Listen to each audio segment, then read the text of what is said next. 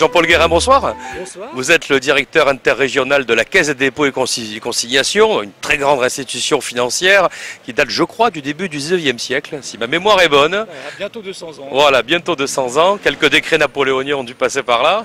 Non, c'est Non l'après-Napoléon, justement. Ah, d'accord. La naissance de la Caisse, c'est lié au directoire. C'est lié au directoire. À protéger l'épargne des Français. D'accord. Et on est encore sur ce concept, en fait, Bon. sous la protection du Parlement. Donc la vertu et l'action. Voilà, avec une gouvernance particulière. Donc Ouais. le Sénat et l'Assemblée nationale protègent l'épargne des Français à travers le dépôt de l'épargne à la Caisse des dépôts. D'accord. Eh ben, c'est déjà une petite page d'histoire fort sympathique.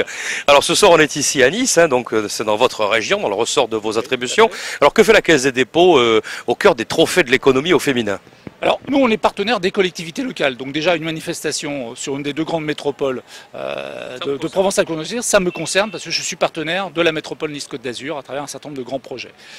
Et puis nous avons un mandat de travailler aux côtés des entreprises pour les faire grandir. Pour les faire grandir, on en leur apportant des fonds propres. Donc les entreprises innovantes, les entreprises qui sont des relais de croissance et qui sont donc facteurs de développement d'emploi.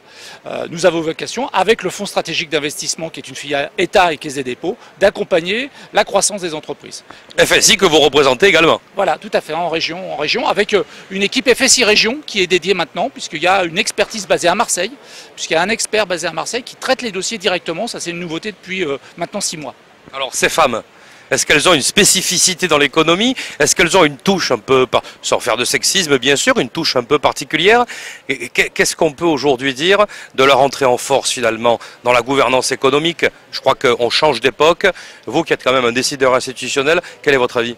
Alors nous déjà, nous avons une démarche au sein du groupe Caisse des dépôts d'être exemplaire partout où on intervient et notamment dans la gouvernance des sociétés. On a voulu anticiper en fait les éléments de la loi Copé-Zimmermann pour pouvoir vraiment donner des places aux femmes là où on a des mandats sociaux dans les grandes entreprises. Que ça soit dans l'économie mixte en local, que ça soit dans des SA, des SCI, partout où on intervient et également dans les grands groupes, on délègue des gens de la Caisse des dépôts, là où il y a des postes de gouvernance, où on représente la Caisse des dépôts. Donc ça, c'est un principe qu'on a essayé de développer sous l'impulsion de notre directeur général, d'être exemplaire dans ce domaine-là.